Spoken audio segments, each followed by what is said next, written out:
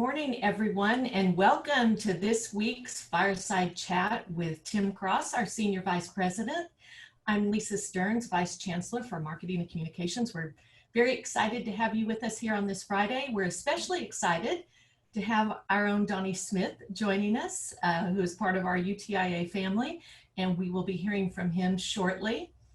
And be sure to stay with us to the very end of today's chat because we have a special surprise for you. For those of you that are new to our chats, remember to please keep your audio muted.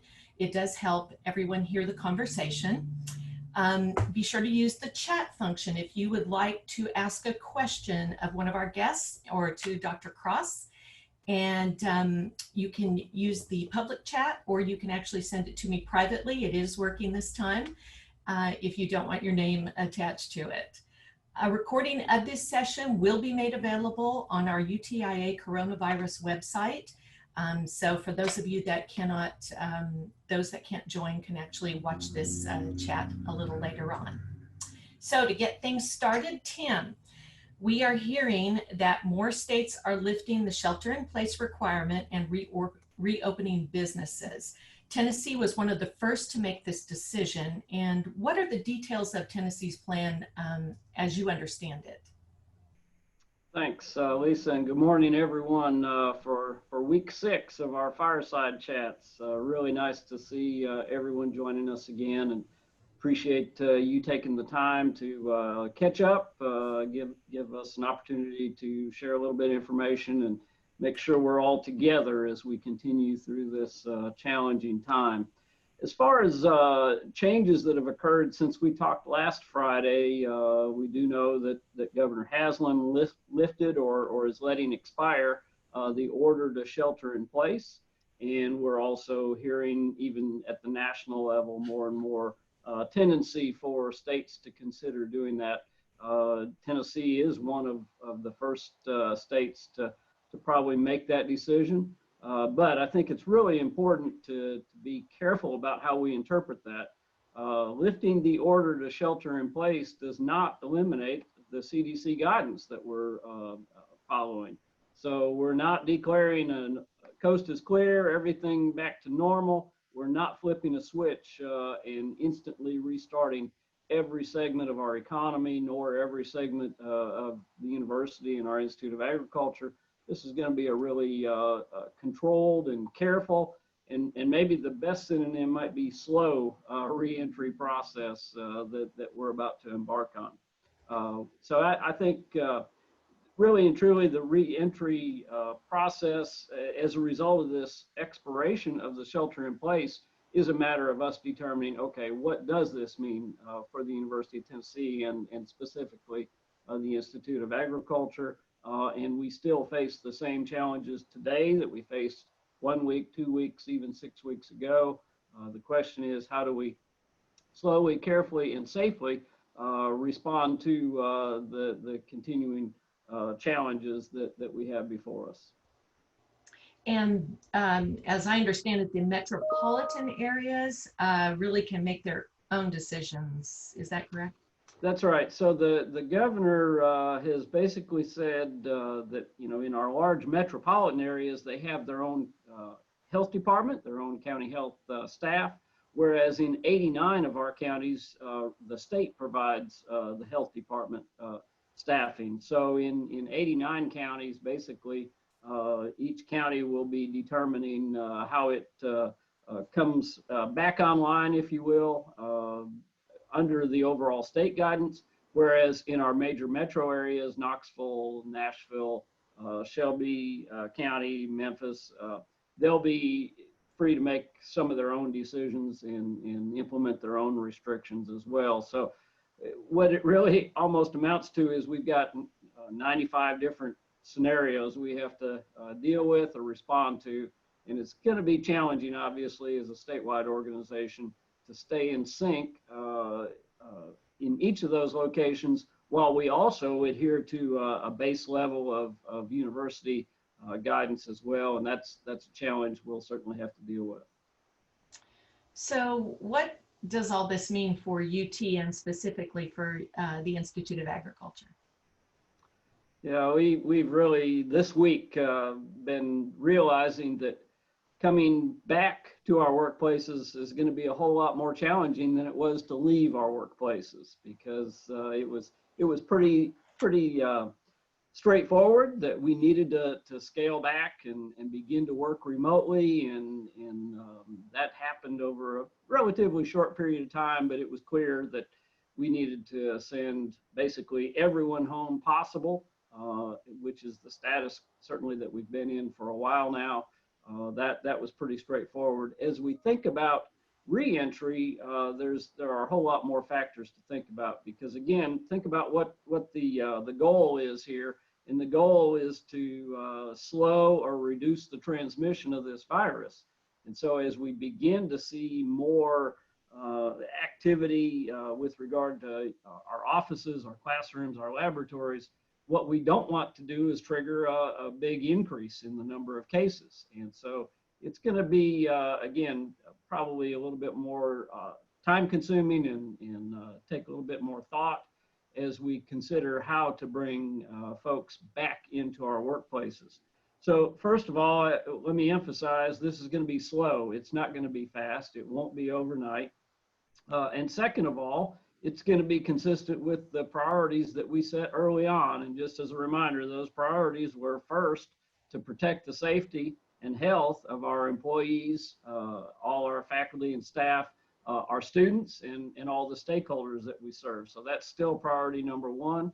Number two, continuing to provide the opportunity for students to succeed, to graduate, to complete their courses and so forth. Number three, carry out our research, carry out our extension programs to the best of our ability, and using new delivery or new approaches to those mission areas.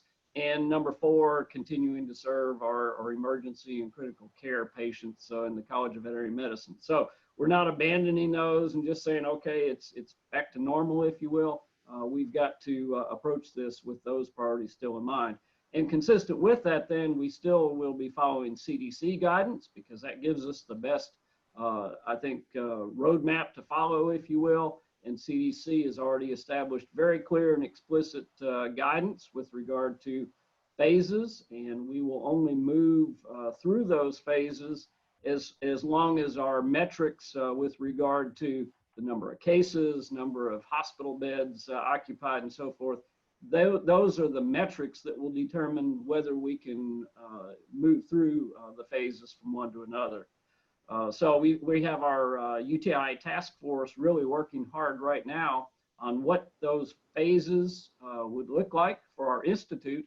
And we're also, of course, partnering and working very closely with the University of Tennessee, Knoxville, and their task force to determine what happens as well. So in a nutshell, what I see moving forward from here is that there will be probably 2 or 3 different plans that we'll have to follow. One plan will encompass all of our campus faculty and staff and students, obviously, consistent with the University of Tennessee, Knoxville. So that plan will really emphasize our campus operations. We're going to need probably a separate and slightly different plan to accommodate our off-campus offices, our extension offices and our research and education centers, our 4-H centers, our regional offices.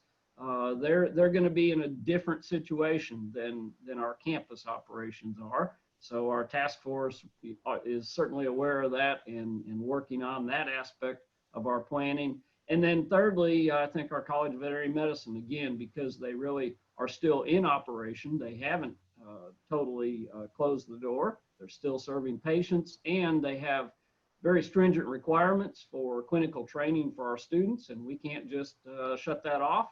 We have got to adhere to what the accreditation requirements are for our students, so that we don't, again, prevent them from making progress. So we'll see probably different aspects of our plan, but my goal is that we would have a baseline set of practices and procedures for each phase that would be in common across the whole institute, but then particular aspects of each of those areas that might differ, recognizing that in our county offices, we've got counties who have already declared we're open for business again, effective May 1 or effective May 4. And while we want to be a great partner with county government, as always, we have to figure out exactly how we do that, recognizing, again, our first priority of protecting health and safety. I also have told many who have asked me, what are you going to do? How are you going to reopen? My response has been, we never closed. And all of you realize that because you've been working throughout this pandemic. It just hasn't been in the office. So it's really not necessarily a matter of returning to work. It's a matter of returning as needed and as necessary to our places of work, our workplaces, offices, classrooms, and labs. But be patient, because this, again, won't happen overnight. We need to be cognizant of those who are in the vulnerable population for this virus, those who are 60 plus, and especially with other health issues, those who have family members that they're living with who are a vulnerable population. We also need to be flexible. Many of our workforce have children at home, and it's not going to be possible for them to return instantly to work. So we're going to continue to be flexible, compassionate. We're continue to emphasize that if you can do your job at home, we want you to continue to do your job at home. We want you to work, we want you to be productive, but we want you to be safe. And so for the time being, please plan to continue as you have been, and we'll let our task force develop plans. We'll make sure we work very closely with our direct supervisors and really have a good, solid approach for how we do begin to return and enter phase 1 of this reentry process. And Tim, do you see this phased in process beginning on May 4th? That date has been tossed out quite a bit. Yeah, I think, again, this is coming in some ways very fast. I do believe on or about May 4th is when we will begin to phase in parts of our reentry as far as the Institute goes. I don't believe on campus will begin May 4th, and I think it may be more like May 11th. Don't hold me to that, but I think it's going to be somewhere in the early to mid-May timeframe. And I think much of the first phase might look exactly like what we've been doing for the past 6 weeks. So for everyone thinking, okay, it's time to get back to normal, the past 6 weeks is the normal we're probably going to continue with for the time being, for the foreseeable future. Again, recognizing that in some of our off-campus locations, that may differ just a little bit. Great. Well, thinking outside of UT and thinking about many of our partners, a lot of industries have been struggling, obviously, during the shutdown, and that includes agriculture. What are some of the challenges that you're hearing from our producers? Yeah, I think many of you have probably been seeing in the news or in the paper that various industries are experiencing challenges probably different than we are, even just due to the environment that they work in. I think about our senior living centers, our assisted living centers. You've seen the challenges they face. And the past couple of weeks, I've been noticing more and more of the challenges some of our ag and food industries are facing. We've been seeing closure of processing facilities. Many of those facilities were designed for workers to be in close proximity with one another, obviously for efficiency, and in many cases probably for safety as well. But they've been dealing with, in some cases, some fairly significant outbreaks. And I think about the impact that could have on our food supply, and then the downstream effects on our farmers and on our rural communities as well. So I think we are seeing, much more widespread activity throughout the economy and responses within various industries. I think it would be great to hear a little bit about that from someone who has been really involved with the industry, and that's our very own Donnie Smith, former CEO of Tyson Foods and currently a member of our board of trustees. Donnie has great experience internationally with regard to the food industry and the meat industry in particular. I thought it'd be great to hear from him about his perspective, both about the university's response to coronavirus. He just heard an update on that from President Boyd this morning, but also what he's been hearing and seeing from throughout the food industry, in particular the meat industry. So Donnie, as an alumni, we're glad to have you back with us this morning. Appreciate your service on the board, and thanks for joining us for this chat today. Thanks, Tim. Hey, it's good to be with everybody. I wish, I wish we could do this in person, but it is what it is, right? These are certainly unprecedented times, but I appreciate the opportunity to share with you a little bit.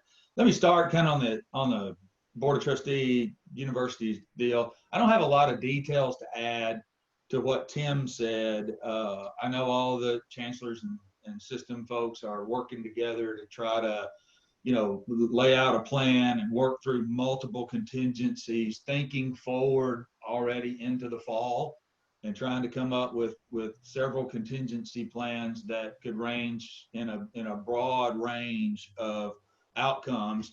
I won't go into very much detail, but I would say if we did have a board meeting this morning. It was pretty short, so it won't take a whole lot of your time.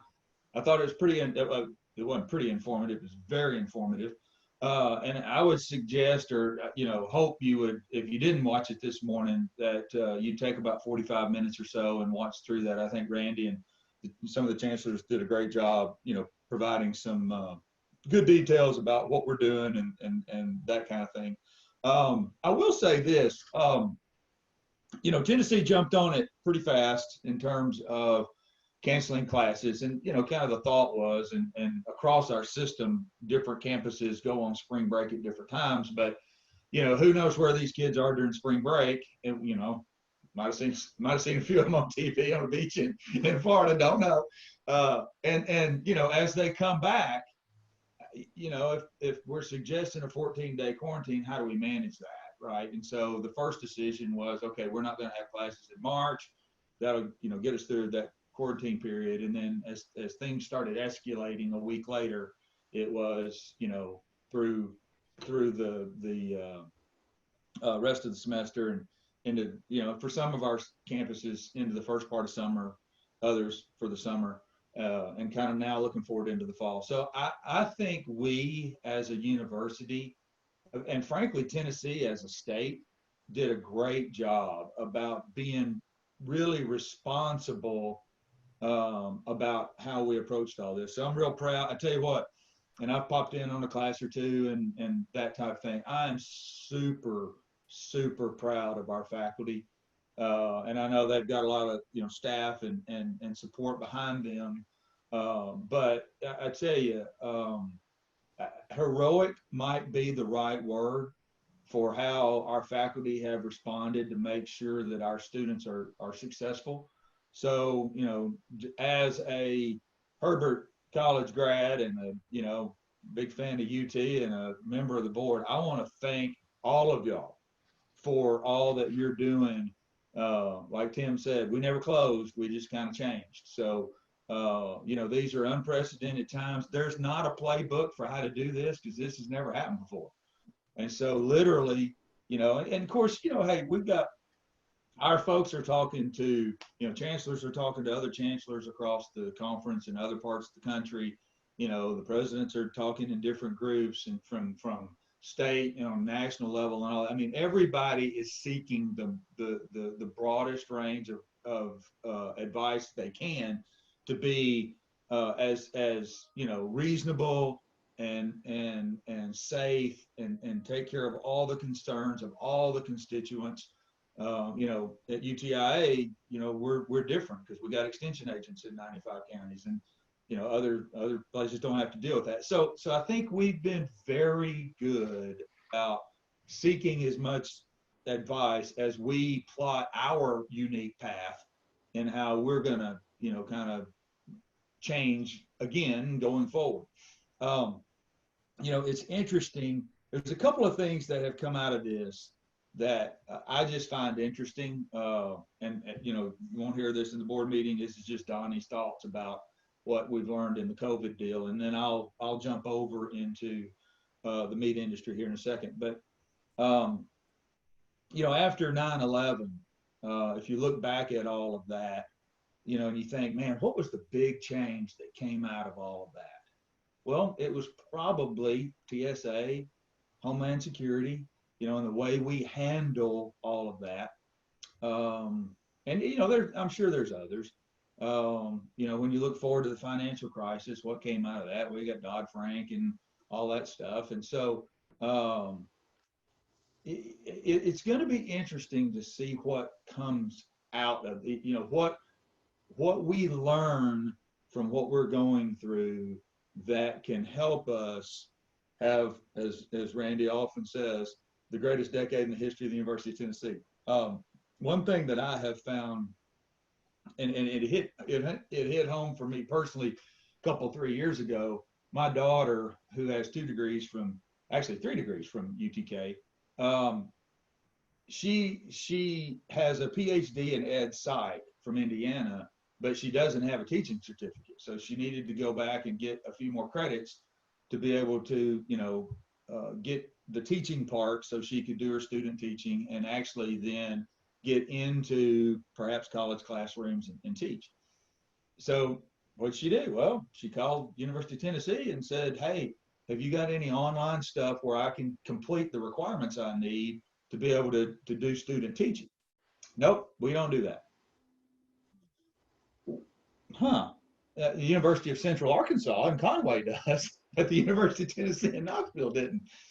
And so since then, I've been, this advocate for how can we erase the borders of the state and make the University of Tennessee a national institution. And as we face the enrollment cliff, as I call it, with the number of high school graduates dropping, I think 25, 26, whatever year that is, it's going to be important for us from a revenue basis to have a broad reach. And Randy noted today that prior to March 1, we had 60,000 credit hours that we offer. Now we have almost 600,000 credit hours that we've done online. Now, some of y'all, maybe many of y'all, would find this hard to believe and would probably vehemently disagree with what I'm about to say. But some of us kind of resist change. And one thing that this coronavirus has done is it's forced us to figure out a way to educate students online. Now, look, the animal science one-on-one lab that happens, that's probably, can't do that online. But there are a lot of things we can do to increase online learning, which we may have to implement. I mean, you think about, Donnie mentioned on the call this morning, if you got 40 kids in the classroom and you try to bring them all back in, you can't stay 6 feet apart if that's going to be the continuing standard. How do you do that, right? And so there's a lot yet we have to figure out, and Tim and all y'all have to have to do that. And I know your heart, and I know you've got the welfare and the success of our students at your heart, and protecting the safety of everybody that's on this call and everybody that's related to and connected to everybody on this call. So I have no doubt about 2 things. Number one, we'll do a great job because we're the University of Tennessee. I also have no doubt that we'll make a few mistakes along the way because we're not perfect. Never have been, never will be. But I'm confident that we will do a great job. I think we're doing a great job now, and I'm confident we'll continue to do that. I know you guys know how you've been affected. The meat industry. Let me just give you a little bit of background there. As Tim said, in a lot of processing plants, if you're on the debone line in a chicken plant, deboning the front half of the chicken, pulling that breast meat and tenders, you're shoulder to shoulder with 14, 15 other people as that bird comes across in front of you. And there's no way to change that. Now, our folks have gloves, sleeves, hair nets, masks are pretty easy adds to the PPE, a gown or a frock or whatever you want to call it. And so they're fairly protected, but you are in close proximity with a lot of people inside the square foot of a processing plant. And what's been happening, there'll be an announcement that, processor X had 3 people come down with COVID-19. And then it gets announced that, maybe a team member dies from COVID-19. And what happens is people go, I'm not going back in there. And so your absentee just skyrockets, and it may have not even been your plant. It was some other processor's plant, but your workers are thinking, hey, look, there's no way I can social distance inside that processing plant. I'm just not going to work. And then, you show up to work the next day and half the plant's gone. We can't run. I mean, and so then your inventory starts backing up out in the field. And chickens and hogs and cattle, they keep growing. And then, on the other side of that is the financial side. So if you're and there's a lot of these companies, if you're a 5 or 6 plant processor selling, $1 billion+ a year, predominantly commodity meat that goes into the food service industry in some form, normally about this time of the year, your breast meat is selling for, if you took a 5-year average, and I'm just spitballing here, your breast meat's probably selling for about $1.50 a pound. Gets up a little higher during the summer when the demand's higher. And leg quarters are probably somewhere between 25 and 30 cents a pound. Today, you can buy breast meat all day for 50 cents a pound. Restaurants are, I'm part of a small restaurant deal, about 25% of a deal. Our sales are down 40-something%. We weren't very good at drive-through anyway, and now everything's either drive-through or curbside. So we're getting a lot of practice on how to get better in our drive-through. But leg quarters, you can buy leg quarters all day long for 13 cents. And so that processor's revenue model is just completely shot. And then on top of that, half the people aren't coming to the plant, and you got to slow the line down. Your birds are getting older. If you do a lot of small bird type stuff, then your birds get outside the bell curve and they don't find a home inside that product anymore. So now what do you do with them? So it just creates all these issues, belly sizes on bacon, ham sizes, ham muscle sizes, all that stuff just becomes huge issues. And so, while the meat industry and all ag industries are deemed essential and are continuing to operate, it is continuing to be very, very difficult to manage through all this. So, and I could go on. The farmer impact is going to be huge.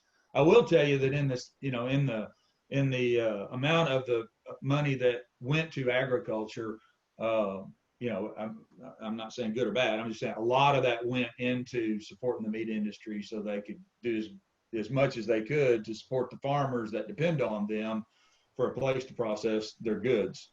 But it's tough out there. It's tough here, and it is horrific in Africa. I won't go into a whole lot of details, but just real quick, a couple of notes. We know what stay at home and social distancing means here. In Rwanda, it means you better not get caught outside walking around, or you better not be seen driving a car unless you have a special permit signed by the government, or you will go to whatever jail looks like now, which may be a tent camp. So lockdown means lockdown. And food, there where so many people live in desperate poverty, and only eat meat once or twice a year anyway, they don't even think about meat and eggs. So, if you're a small producer of meat and eggs, you got a real problem because you have no customers. We're producing, and we're really, really small there. We're replacing about 5,000 chickens a week. We're selling about 400.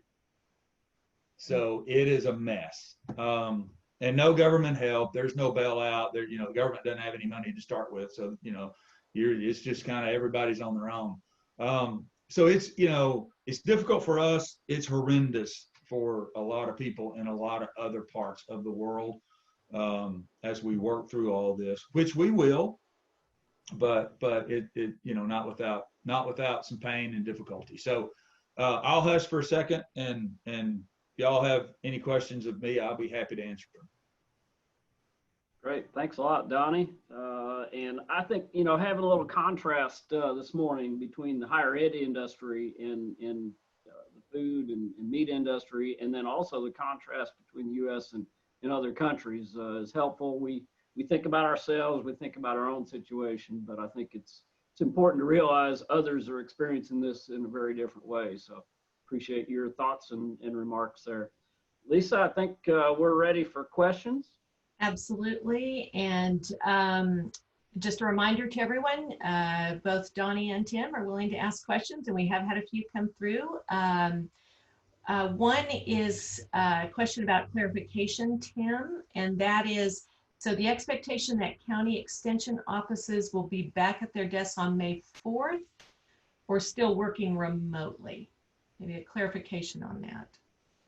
Yeah, I think we do need clarification on that, and it has not yet been developed. So that's one of those things we'll be working on, have been working on already, and we'll try to bring more specificity to share by next week. Hopefully, as early in the week as possible, but recognizing that we get more information every day, and we're trying our best to bring our plans along with the University of Tennessee as a whole, with UT Knoxville, consistent with state guidance, but then consistent with county guidance as well. So I apologize, I wasn't clear on that, but it's not clear at this point. So you're going to have to hang with us a little while. Dr. Burns and his team, as well as our task force, are really going to have to get a little bit more specificity developed as we bring our plans along. And so for now, again, continue to operate as you have, but expect more guidance next week. So another question is, and this may be one somewhat difficult to answer at this point, but is, do you have an estimated time frame in which UTIA employees will be able to invite visitors back on our campus?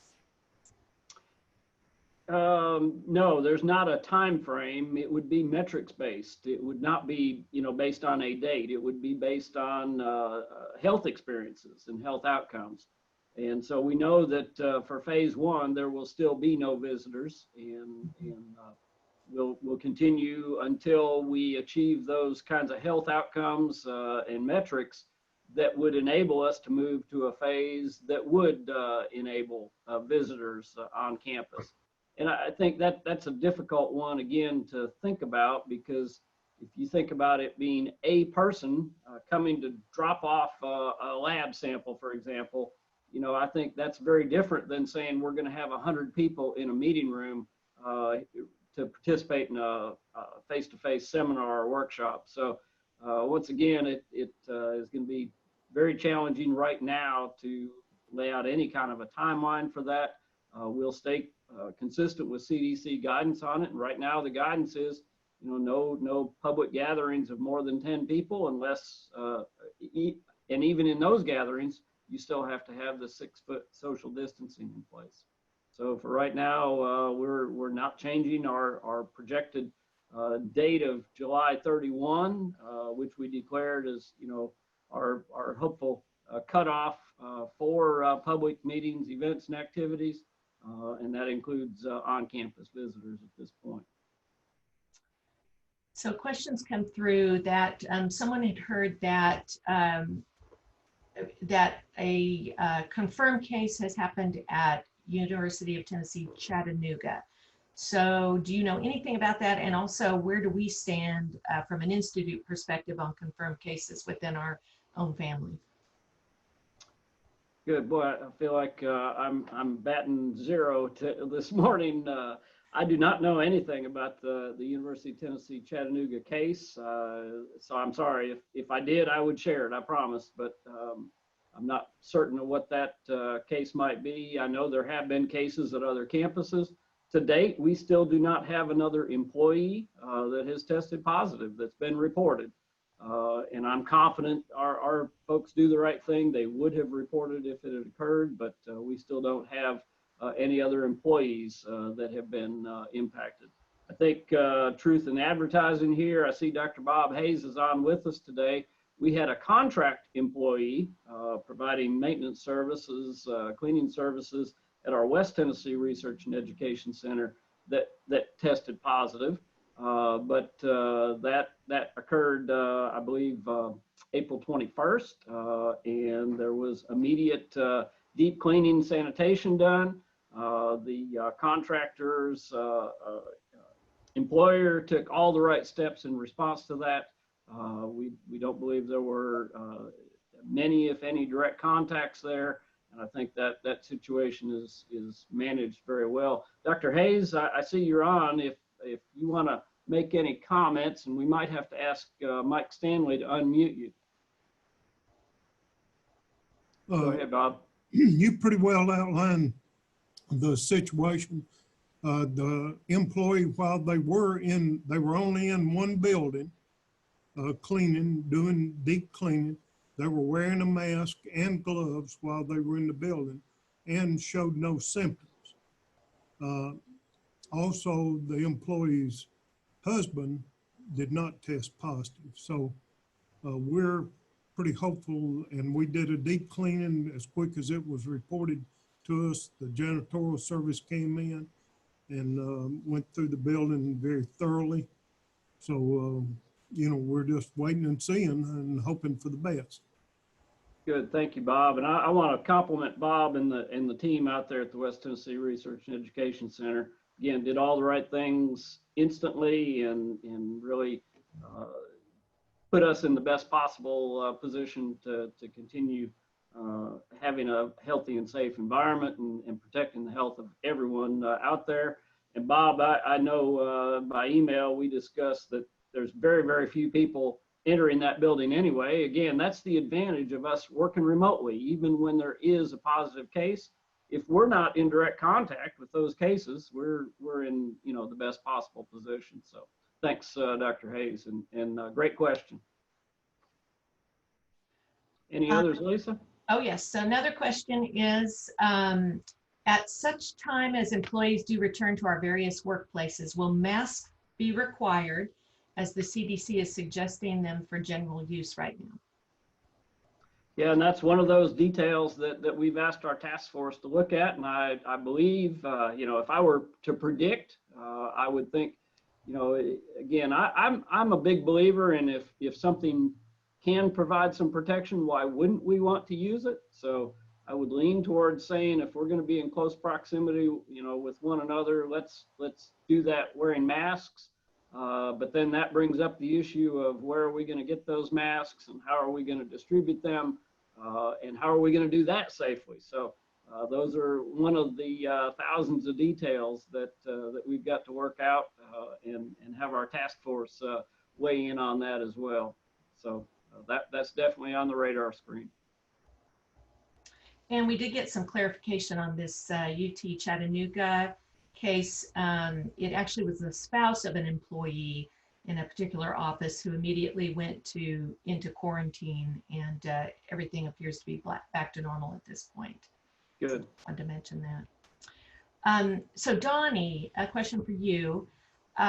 You talked about lessons learned from this pandemic, hopefully for the University of Tennessee. What are your thoughts about lessons learned maybe for the meat industry and other producer groups? Yeah, I think everybody is learning on the fly. I've been out of the game now for, almost 3.5 years. I do still talk to some processors and, friends of mine that I worked with. And so far, I think the best thing that had of this so far in the learning category is really not so much about what processors and agriculturalists are figuring out how to do differently because of this, but it is how important what we do is that the right? That's probably bad English, but I think people who have had safe, abundant, affordable food all their lives lose an appreciation, or in our country have lost by and large an appreciation for all that we go through, and the supply chain, the transportation, the retailers, the food service folks, whatever, that we go through to keep our food safe. In all of this, your food's safe. You may not be, but your food is.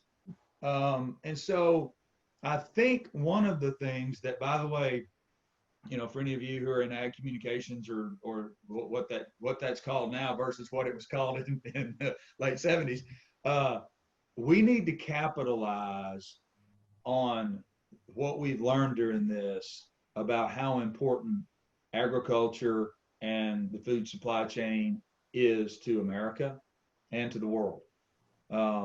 People have a new appreciation for teachers, healthcare people, farmers, food processors, retailers, truckers, the grassroots parts of this country that often just get passed over for the shiny new nickel. And we need to take this opportunity to continue to expand and teach America how important what we do is.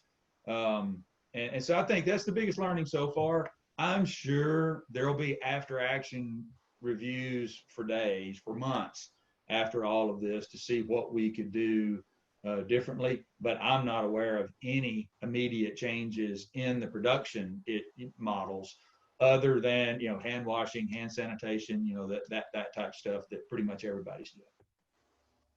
Gotcha. Great.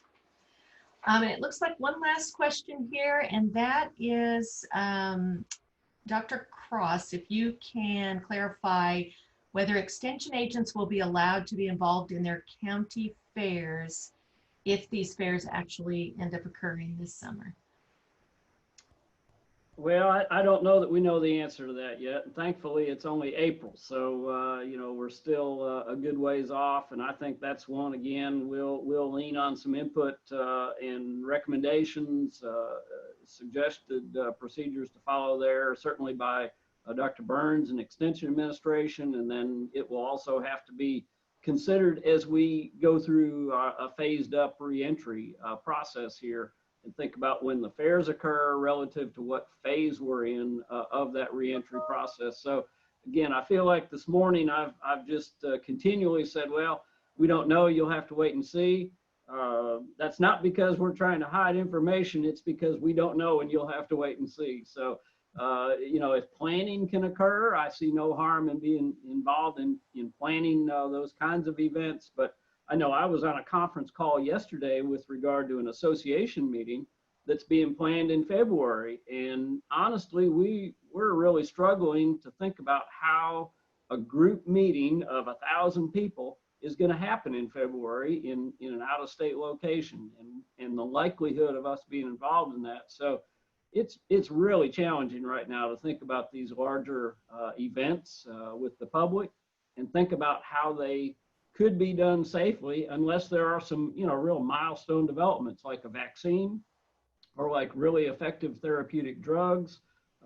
Without those, it really just seems very challenging to see major changes in public gatherings in the near future. I know that's probably very depressing, and it's not a message I enjoy sharing, but I think we got to be realistic, and we've got to think this through with regard to where we're at and what experts are saying this virus is likely to be doing to us for the next several months, if not years. So hang tight. I realize county fairs, regional fairs are extremely important, as is so many other things that we've either canceled or postponed. We will do our very best to be safe, but to get back to some of those as soon as we can. Well, Tim, with that said, do you have any final thoughts for the group today?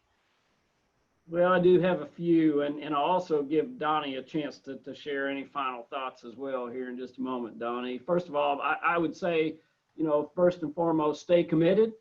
We've been doing a great job mitigating the virus amongst ourselves and amongst our communities, and we need to continue with that. So I think conditions are improving, but we've got to stay strong and continue social distancing, continue great sanitation practices, all the CDC guidance.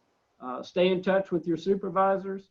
We are going to move towards a phased return, but again, it won't be overnight. So just stay in touch, continue as you have been, and watch for more guidance on those phases. We'll do our very best to be timely with that and provide you information as soon as we can. I know each of you still have challenging situations above and beyond the workplace, whether it's family, friends, community support that you're providing. I know we've got people involved in food service to school groups, to other groups. So continue to contribute where you can, but again, be healthy and safe as you're doing that. And I appreciate all that you're doing. You know, we established that online portal for contributing stories about how you've changed what you're doing. And I appreciate Donnie's remarks about the fact that, you know, one thing a crisis like this does is really incentivize change or motivate or require change. And we continue to get great story ideas, and our marketing communications group is continuing to use those and developing videos, developing news stories, sharing examples with administration and so forth. So thanks for your continued effort, dedication, devotion to carrying out your jobs even under different situations, and keep sharing those success stories with us. Remember, the portal can be accessed from our UTI COVID-19 webpage. So with that, Donnie, any last remarks you'd like to share? Well, first, thanks for having me. Second, you know, as I said before, these are unprecedented times, and I know it affects everybody differently. I mean, I'm sitting here in my upstairs office with the door closed, and, you know, doing a Zoom call is easy for me. But, you know, if you're sitting at your kitchen table with 2 or 3 kids running around and your spouse there with you, you know, at a different job, doing something different, this is hard. And you know, while I'll be totally honest with you and say, you know, look at my, you know, gray hair, you know, I can't identify with you anymore. But I certainly empathize with you because, you know, while many of us are not, I don't know, very affected, I don't really know how to put that. I know some of you, this is just driving you up the wall. And I get that, and I understand it. Well, I don't understand it, but I get it. And I wish there was something we could do differently, but we really are making this up as we go. And I know Tim and his team's philosophy is when they'll know, you'll know. But there's just a lot of this stuff that, you know, if you could, on a situation like this, if you can take 1 or 2 extra days and think just around the edges of what you've been thinking about so far, so that maybe you catch 1 or 2 other things that you weren't thinking of before 2 days ago, everybody's better off. So we're trying to go at a pace that is decisive and keeps us moving forward, but not at a pace that's so fast that it's reckless, and that, you know, I mean, nobody wants to be the campus that makes everything go backwards, right? And so while you know, I hate the paralysis by analysis, taking a little bit of extra time to think through things a little more deeply and think about people you don't normally think about will benefit us a lot in this time. But, you know, we will move as quickly as we can, as thoughtfully as we can, to make sure that whatever our new normal is going to look like, we can get there safely. And I really do believe that we will come out of this having learned some lessons that, you know, we previously thought would have been impossible. I mean, I've talked to, hey, look, I ran a food company, right? And I don't know how many times I had people come to me and say, we want to work remotely. No, we can't do that, right? We're a food company. We got to be together. We got to be collaborative and make decisions. And, you know, how are we going to do R&D remotely? you know, you can't, I mean, all the people in the plant can't work remotely. Why do y'all think y'all should work remotely? You know, I mean, that was kind of my response. And now everybody but everybody in the plant is working remotely. So I was dead wrong, right? And a lot of this will come out, and how do we utilize space and all that. There's a lot yet we have to learn and a lot yet we have to think through. But I couldn't imagine a better group of folks to think through all that than us. So let's be thoughtful and get it right and keep moving forward. Great. Thanks very much, Donnie. And we really appreciate you having a board member that knows and understands us is so valuable and gives us a lot of reassurance too. So appreciate it. And loves you. Even better. So I think we're going to wrap up today's chat a little differently. We've got, thanks to our marketing communications staff, a little video to share with you. Hopefully to send you off with a positive message to, again, reiterate that we appreciate all you do. So Lisa, if you can cue that up for us when the video's over, we'll be done. And I hope everyone has a great weekend once again, and we'll talk again next week.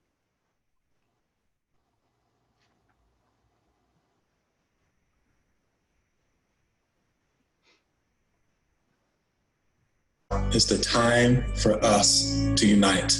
To protect each other. To show kindness. To be grateful. To raise each other up. The UT Institute of Agriculture remains committed to providing real-life solutions, even during the harsh realities of COVID-19. We may be working remotely, but we're still here for you. UT Ag Research never stops seeking answers to the questions that must be asked. The Herbert College of Agriculture faculty are still teaching and giving students the education they need. UT Extension remains the front porch of the university, serving farmers, family, and youth, building stronger communities in all 95 counties. The UT College of Veterinary Medicine is still hard at work every day to protect our animal world. We're going through a hard time. But we've got this. Oh yeah, we'll be back soon. We'll laugh and love and be ourselves again. Coronavirus, you are one tough enemy. But our volunteer spirit is tougher.